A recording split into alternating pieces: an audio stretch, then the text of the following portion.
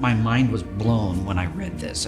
When I wrote my first book, I promised myself if I ever came across a word that I thought could be rich in meaning, I'd pull out my bright red Webster's hardback dictionary from college days and open it up and see what the word actually meant. And I did that for customer. I thought, I use the word all the time, but where does it come from? What does it mean? I opened it up and I found out that customer comes from the Old English word custom, and its purest definition, a customer is someone you regularly interact with. Well, with that totally blew my paradigm of it just being someone that pays you money. So before that, I was in industrial automation sales.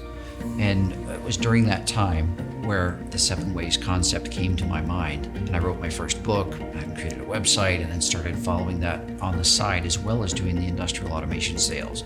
My customer service and customer experience before that had been in the finance world. The bulk of where they measured customer experience, customer satisfaction, that was in the finance world. And that's where I could put a number to how good I was at it.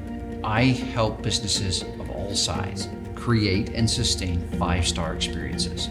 I used to think that customer service and customer experience are kind of the same thing. They're actually quite different. Customer service is what we provide. It's what we give to a customer. The customer experience is entirely dependent upon them, meaning the customer's perception, that's their reality. So no matter what our messaging or our advertising or what we're trying to project, at the end of the day, it doesn't matter in customer experience. What matters is what are the customers taking away? That's our brand. That's our customer experience. And so the only way to really know is to engage with the customer and get their feedback and then do something with that feedback. A global Zendesk survey of 1,400 companies in 140 countries identified that in the next 5 to 10 years, that customers are going to make their purchase decisions off of who they know, like, and trust. Not brand recognition, not price. The thing that's going to drive them to keep coming back and tell others is the relationship you have with them. Well, there's 3 different ways that I can serve a business of any size. I can start off with the consulting side, which before that includes some data gathering, a tool that I call a CX audit, which is something that I provide that provides a comprehensive report on what you're doing well and areas that could be improved. Keynote speaking is another. I've had opportunity to address groups of hundreds of people, of giving them a message about customer experience, what it is and why it's important.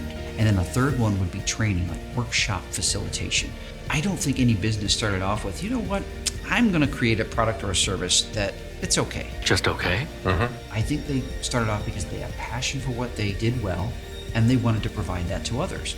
I want your team, and I want your customers, and I want you to have a 5-star experience with your business. And we can do that, but you're not going to do that just staying with what you've always done.